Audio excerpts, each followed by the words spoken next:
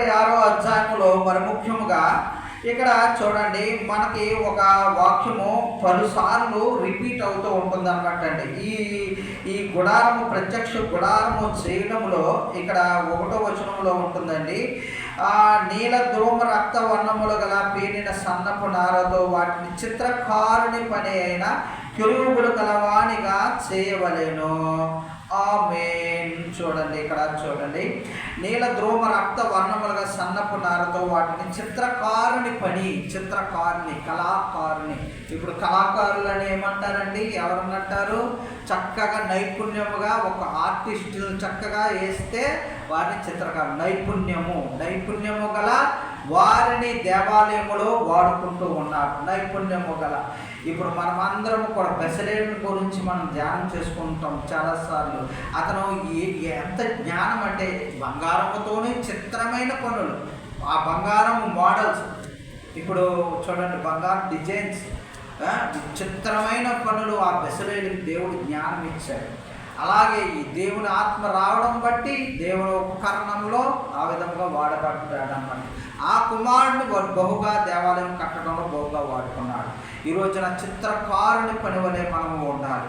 ఇప్పుడు దావీదు గారు, అందరూ మ్యూజిషియన్ వాయిస్తారు, కానీ చక్కగా ఎంత స్పీడ్గా వాయిస్తే చాకచక్యంగా వారికి ప్రతిభ, వారికి గౌరవం ఎలా వస్తూ ఉందో వారిని ప్రావీణ్యత సాధిస్తారు.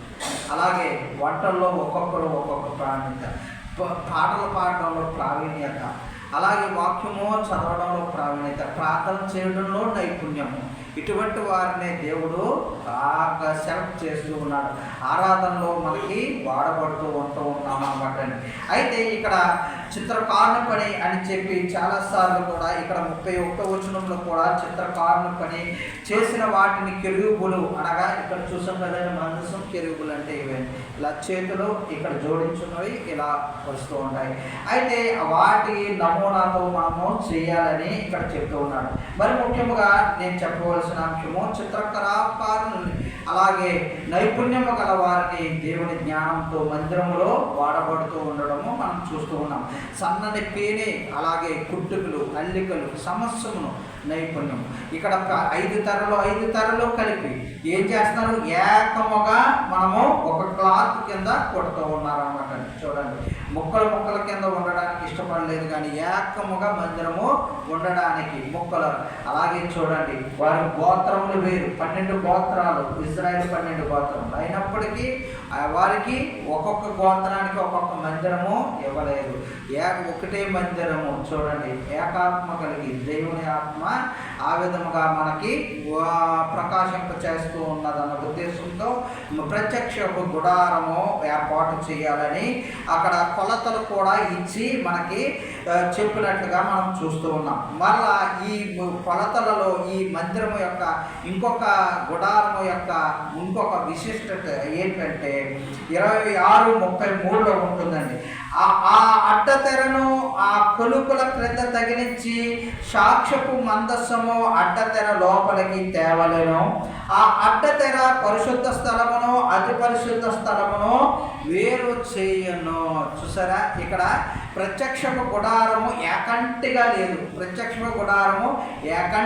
లేదు. దానిని 2 భాగాలు చేయమన్నాడు. 2 భాగాలు చేయమంటే అడ్డుతెర ఒకటి కప్పివేసి ఉంచాలి, ఒక అడ్డుతెర చేసి కప్పివేసి ఉంచాలి. ఇదంతా కూడా ఓపెన్ హాల్ అనమాట. ఇది ఒక 2 భాగాల కింద, ఇదంతా క్లోజ్డే, కానీ ఇక్కడ 2 భాగాలుగా ఇక్కడ తెరలు ఉన్నాయి కదండి, ఈ విధముగా క్లోజ్ చేసి ఇదంతా కూడా ప్రత్యక్ష గుడారమే అదంతా కూడా. అయితే ఈ క్లోజ్ చేసిన భాగంలోకి ఎవరు కూడా అనుమతి లేదండి. ఎవరికి కూడా, యాజకుడికి కూడా అనుమతి లేదు. అంతా అన్ని సర్దివేసి అక్కడ బ్రేక్ చేసుకున్న తర్వాత యాజకుడికి కూడా అనుమతి లేదు. అయితే వారందరూ ఆరాధన చేసుకుంటారు, వీరందరూ చేసుకుంటూ ఉంటారన్నమాట అండి. అయితే ఇక్కడ వేరుపరిచి ఈ రోజున మీరు అనొచ్చు, ఆ ప్రత్యక్ష గుడారము తెర తీసి మూసి ఉండాలి కదండి, మనం ఓపెన్ చేసుకున్నాం అని మనం అనవచ్చు. దాని యొక్క వివరణ కొంచెం క్లుప్తంగా మీ ముందుంచాలని ఆశపడుతూ ఉన్నాను. మత్తయిలో ఉంటుందండి 27వ అధ్యాయము 50లో ఉంటుంది. యేసు మరలా బిగ్గరగా కేక వేసి ప్రాణము విడిచెను. అప్పుడు దేవాలయపు తెర నుండి క్రింద వరకు రెండుగా చినిగను. చూసారా, ఈరోజు శుక్రవారం దినమున బిగ్గరగా 3 ఆ టైంలో కేక వేయడం ద్వారా, ఆ కేక వేయడం, ప్రాణం విడచడము, ఆత్మ దేవుని దగ్గరికి వెళ్ళడం, ప్రత్యక్షపు గుడారపు తెర చినిగిపోవడము ఒకే సందర్భంలో జరిగినవండి. ఈ సందర్భము ఎందువలన, ఎందుకు జరిగింది, దాని యొక్క తదితర అంశాలు మనము ధ్యానం చేసుకుందామండి. ఈ రోజున ఈ విషయాలు క్లుప్తముగా హెబ్రీ పత్రికలో 9వ అధ్యాయంలో మనకి వివరంగా మనకి ఉంటుందండి. అయితే ఈ 2 భాగాలు మనకి చేసి ఉన్నారు. అయితే మొదటి భాగంలో ఉన్న వస్తువుల గురించి ఇక్కడ ఉన్నవి, అలాగే రెండవ భాగంలో ఉన్న అనగా పరిశుద్ధ స్థలము 2 భాగాలు, పరిశుద్ధ స్థలము, అతి పరిశుద్ధ స్థలము.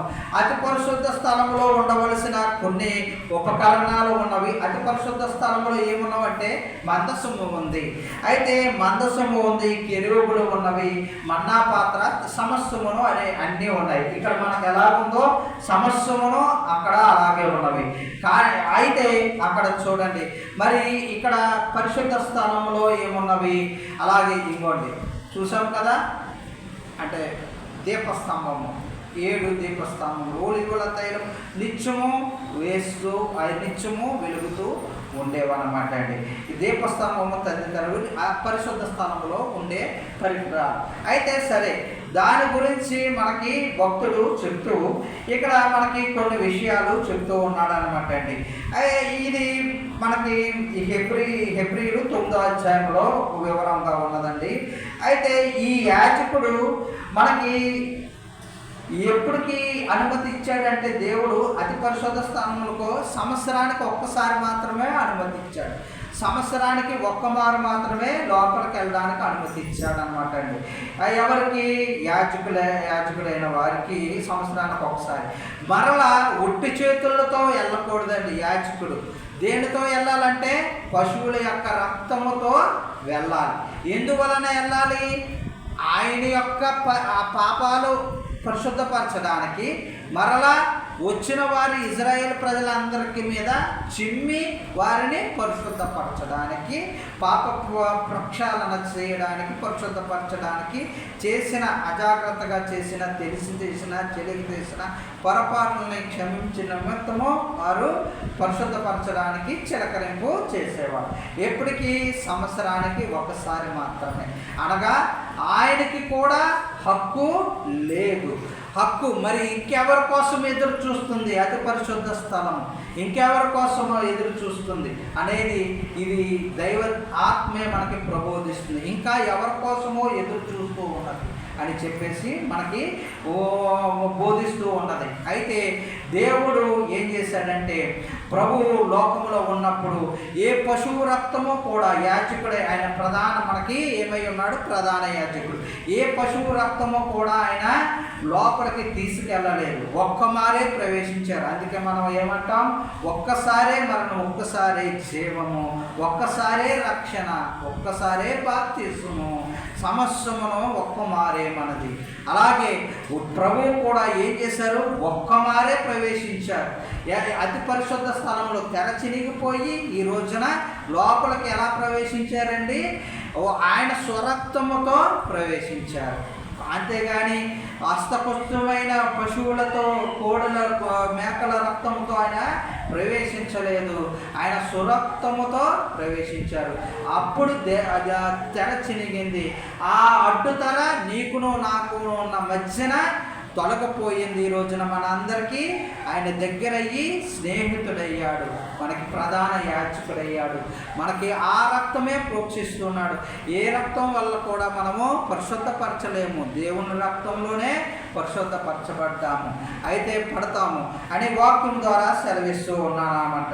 అయితే ఇక్కడ చూడండి, ఇంకొన్ని వివరణములు మనం తెలుసుకున్నట్లయితే ఇక్కడ క్రీస్తు రాబోతున్న మేలుల విషయమై ప్రధాన యాజకుడుగా వచ్చి తానే నిత్యమైన విమోచన సంపాదించి హస్తకృష్టము కానిది అనగా సృష్టి సంబంధము కానిదియు మరి ఘనమైనదియు పరిపూర్ణమైనదియు గుడారము ద్వారా మేకల యొక్కయు కోడెల యొక్కయు రక్తముతో కాక తన స్వరక్తముతో ఒక్కసారి పరిశుద్ధ స్థానంలో ప్రవేశించను. చూసారా, పరిశుద్ధ స్థానంలో ఒక్కసారి ప్రవేశించాడు అనమాట. అటువంటి ధన్యత మనకి దేవాది దేవుడు మన ప్రభు వారు కలిగి ఉన్నారని దేవనామంలో ఆశపడుతూ ఉన్నాను, తెలియపరుస్తూ ఉన్నాను. అయితే ఇక్కడ చూడండి, మనకి ఇంకొంచెం వివరంగా చూసుకున్నట్లయితే ఆ రోజున ప్రత్యక్ష గుడారము నిర్మించాడు. ఈ రోజున దేవాలయము, ఈ రోజున మనము దేని మీద నిర్మిస్తున్నాము? ప్రత్యక్ష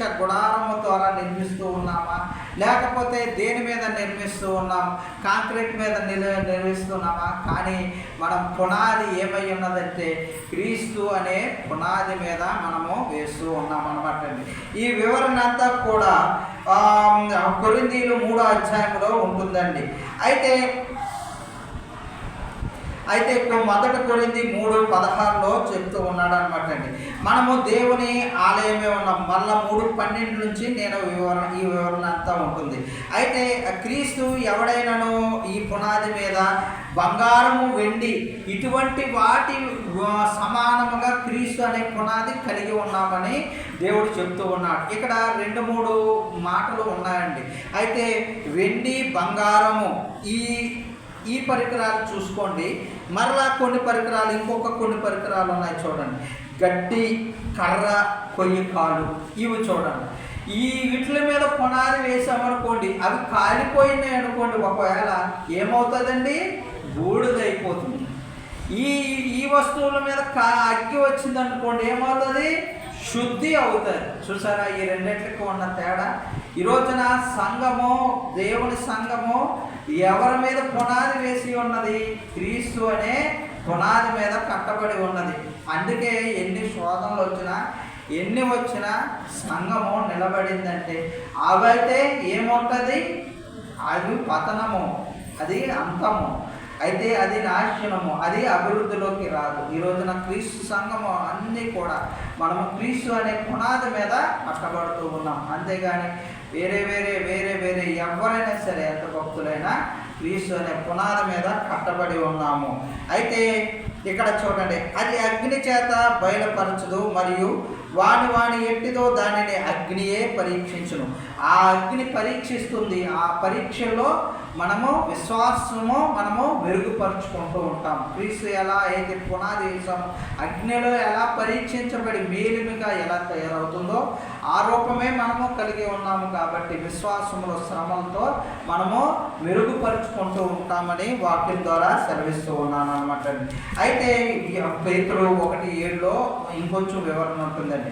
అయితే నశించిపోవు సువర్ణము అగ్ని పరీక్ష వలన శుద్ధపరచబడుచున్నది కదా. శోధన కలిగినప్పుడు మనము ఇటు అటు బెదరక సువర్ణము కంటే అమూల్యమైన మన విశ్వాసమును వృద్ధి చేసుకున్న వారమై క్రీస్తు ప్రత్యక్షమైనప్పుడు వెప్పు, మహిమ, ఘనత పొందవలసిన వారమై ఉన్నామని ప్రభునామ తెలియజేస్తూ ఉన్నాం. అయితే యాకోబు అయితే చివరగా ఈ వచనం చదివి మనము తెలుసుకుందామండి. యాకోబు 5:16 చెప్పినట్లుగా మీరు స్వస్థత పొందినట్లు ఒకరి కొరకు ఒకడు ప్రార్థన చేయుడు. నీతిమంతుని విజ్ఞాపన మనఃపూర్వకమదే బహుబలము గలదై నిండును. ఈ రోజున మనము క్రీస్తు ఉచితముగా అనుగ్రహించిన క్రీస్తు రక్తము మనము అలాగే పరిశుద్ధపరచబడడానికి మనం అందరము కూడా ఇక్కడ చూడండి, మనకి ఈ లోకంలో ఉన్న సామెత, కత్తి పట్టిన వాడు కత్తితో చనిపోతాడు, పాముల వారైనా సరే. అలాగే దేవుడు ఏం చేస్తూ ఉన్నాడు? శిక్షిస్తూ ఉన్నప్పుడు దేవుడు కూడా ఏమైపోయాడు? శిక్షార్హుడైపోయాడు మన కోసం. చూడండి, ఆయన మరణించాడు. ఈ మరణించి ఈ రోజున మనకి నిత్య జీవము అనుగ్రహించాడు. చూసారా, మరణ శాసనము రాసిన వాడు కూడా మరణము పొందినట్లుగా ఈ రోజున ప్రభు వాక్యం దేవునిలో నెరవేరినట్లుగా చూస్తూ ఉన్నాం. అదే దేవుని ఆత్మ అంటే. అలాగే మనం అందరము కూడా దేవుని ఆత్మ కలిగిన వారమై ఉన్నాము కాబట్టి ఆయన ఈ రోజున స్వస్థత పొందినట్లు ఉచితముగా అనుగ్రహించిన ఈ పరికరాలన్నీ కూడా చూడండి, ఇక్కడ అన్నీ అమర్చాం, తిరుగులు అమర్చాం, సమస్తమును ఈ రోజున తెర మనకి అలాగే అడ్డు తొలగపోయే కృప ఈ శుక్రవారం దినాన్ని మనకు అనుగ్రహించాడు. అలాగే స్వస్థత పొందే కృప ఆ రక్తము ద్వారానే మనం అన్ని కార్యంలో చేస్తూ ఉన్నాం. పాపకు పరిహారార్థమైనా సరే సమస్యమును, స్వస్థత కార్యాలు సమస్యమును ఆయన ఉచితమైన కృప చెప్పున చేస్తూ ఉన్నాము. మనము స్వస్థత పొందినట్లు ఒకరికొకరు ప్రార్థన చేసుకునే కృపా భాగ్యము దేవుడు మనందరికీ అనుగ్రహించును గాక. ఆమేన్.